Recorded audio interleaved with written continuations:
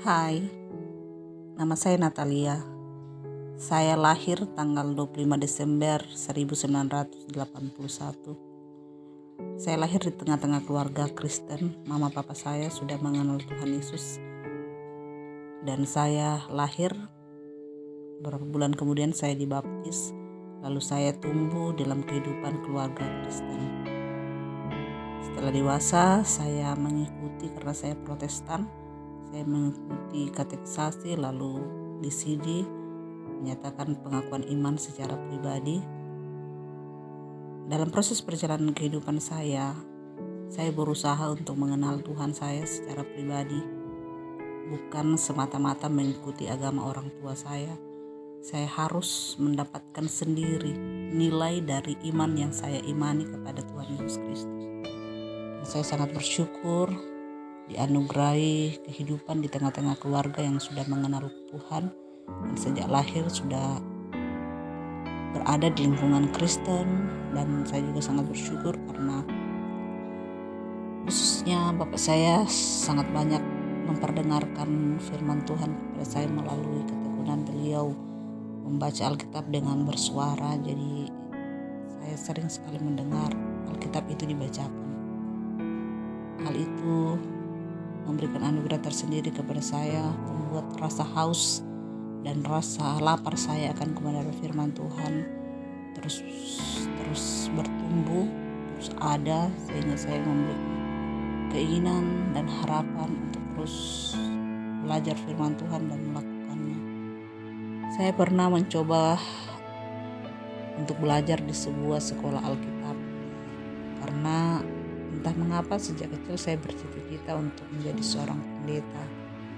Mungkin karena pergaulan saya yang sangat terbatas dan dibatasi karena situasi dan kondisi ekonomi keluarga, dan juga latar belakang wawasan dan pengetahuan dan pendidikan orang tua yang sangat terbatas, membuat saya berada di lingkungan yang sangat sempit dan di tengah-tengah aturan yang masih sangat tradisional yang tidak membuat saya leluasa bergaul dengan siapapun.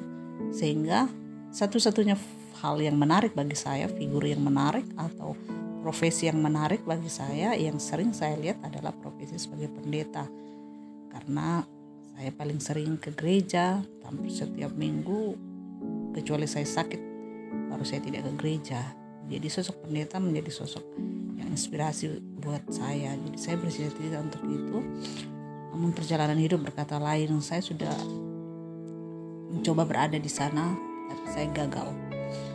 Ya, mungkin secara bahasa rohaninya itu bukan panggilan saya, atau bukan jalan Tuhan bagi saya, dan lain sebagainya, entahlah.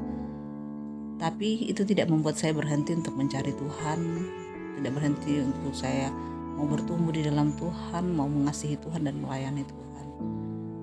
Hal itu justru semakin membantu saya untuk semakin dewasa menyikapi hidup dan menjalani kehidupan dalam ketaatan. Karena semakin kesini, semakin belajar dan semakin haus, semakin ingin tahu, semakin banyak yang tidak saya tahu. Saya dapat memahami bahwa melayani Tuhan itu tidak harus jadi seorang pendeta yang setiap minggu, setiap biston, setiap ada syukuran dan lain sebagainya berdiri dan berkata-kata berbicara tentang firman Tuhan. Saya belajar memahami bahwa melayani Tuhan itu di dalam segala hal, dan melayani Tuhan itu bukan perkara sederhana, karena di dalamnya ada sikap hati yang harus terus dijaga, motivasi yang harus terus dijaga.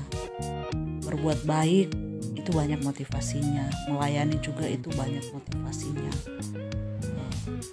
memberikan pertolongan dan lain sebagainya itu banyak sekali motivasi yang bisa melatar belakangi kita melakukan kebaikan-kebaikan. Disitulah tantangannya menjadi anak Tuhan yang taat, menjadi orang yang sungguh-sungguh mau melayani Tuhan.